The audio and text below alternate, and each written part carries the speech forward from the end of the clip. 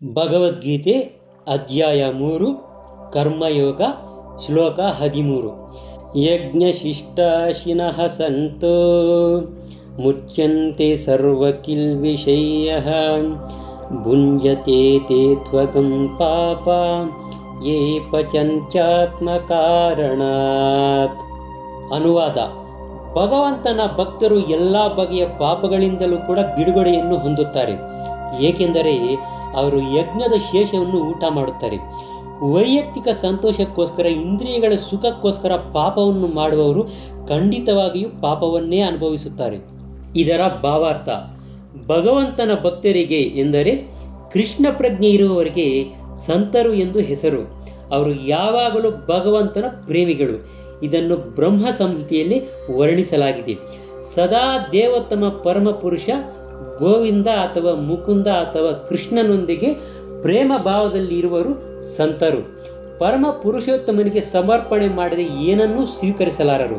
ಆದ್ದರಿಂದ ಇಂತಹ ಭಕ್ತರು ಶ್ರವಣ, ಕೀರ್ತನ, ಸ್ಮರಣ, ಅರ್ಚನ ಮೊದಲಾದ ವಿವಿಧ ರೀತಿಗಳ ಭಕ್ತಿ ಸೇವೆಗಳ ಯಜ್ಞಗಳನ್ನು ಸದಾ ಆಚರಿಸುತ್ತಾ ಇರುತ್ತಾರೆ.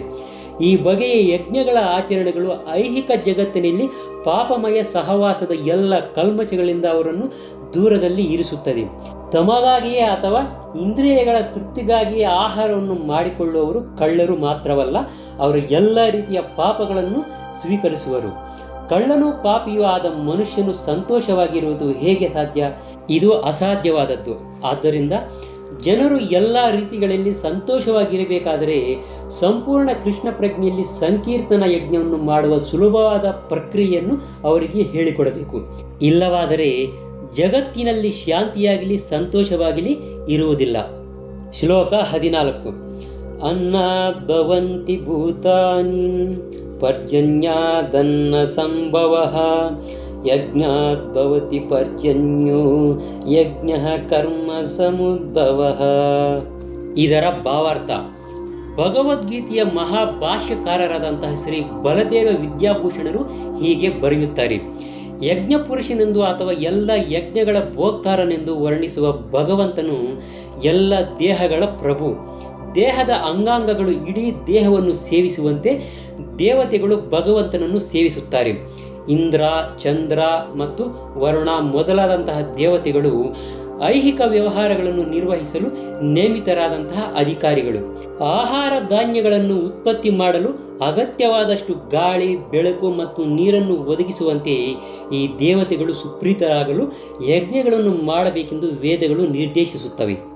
ಶ್ರೀಕೃಷ್ಣನನ್ನು ಅರ್ಚಿಸಿದಾಗ ಭಗವಂತನ ವಿವಿಧ ಅಂಗಾಂಗಗಳಾದಂತಹ ದೇವತೆಗಳಿಗೆ ತಾನಾಗಿಯೇ ಅರ್ಚನೆಯಾಗುತ್ತದೆ. ಆದ್ದರಿಂದ ಈ ದೇವತೆಗಳನ್ನು ಪ್ರತ್ಯೇಕವಾಗಿ ಪೂಜೆ ಮಾಡುವ ಅಗತ್ಯವಿಲ್ಲ. ಈ ಕಾರಣಕ್ಕಾಗಿ ಕೃಷ್ಣ ಪ್ರಜ್ಞೆಯಲ್ಲಿರುವ ಭಗವದ್ಭಕ್ತರು ಆಹಾರವನ್ನು ಕೃಷ್ಣನಿಗೆ ಅರ್ಪಿಸಿ ತಾವು ತಿನ್ನುತ್ತಾರೆ. ಈ ಪ್ರಕ್ರಿಯೆಯು ದೇಹವನ್ನು ಆಧ್ಯಾತ್ಮಿಕವಾಗಿ ಪುಷ್ಟಿಗೊಳಿಸುತ್ತದೆ. ಇಂತಹ ಕರ್ಮವು ಹಿಂದಿನ ಪಾಪ ಕರ್ಮಫಲವನ್ನು ದೇಹದಿಂದ ನಿವಾರಿಸುವುದು ಮಾತ್ರವಲ್ಲದೆ ದೇಹವು ಐಹಿಕ ಪ್ರಕೃತಿಯ ಎಲ್ಲ ಕಲ್ಮಶದ ಸೋಂಕಿನಿಂದ ರಕ್ಷಿತವಾಗುತ್ತದೆ.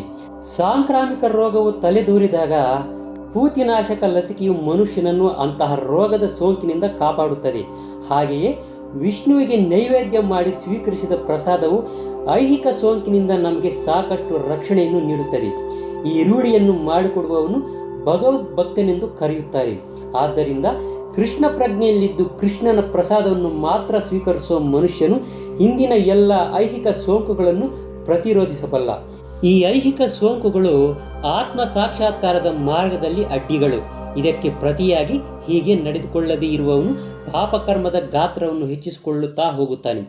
ಇದು ಎಲ್ಲ ಪಾಪ ಕರ್ಮಗಳ ಫಲಗಳನ್ನು ಅನುಭವಿಸಲು ಮುಂದಿನ ಜನ್ಮದಲ್ಲಿ ಹಂದಿ, ನಾಯಿಗಳ ಶರೀರವನ್ನು ಸಿದ್ಧಗೊಳಿಸುತ್ತದೆ.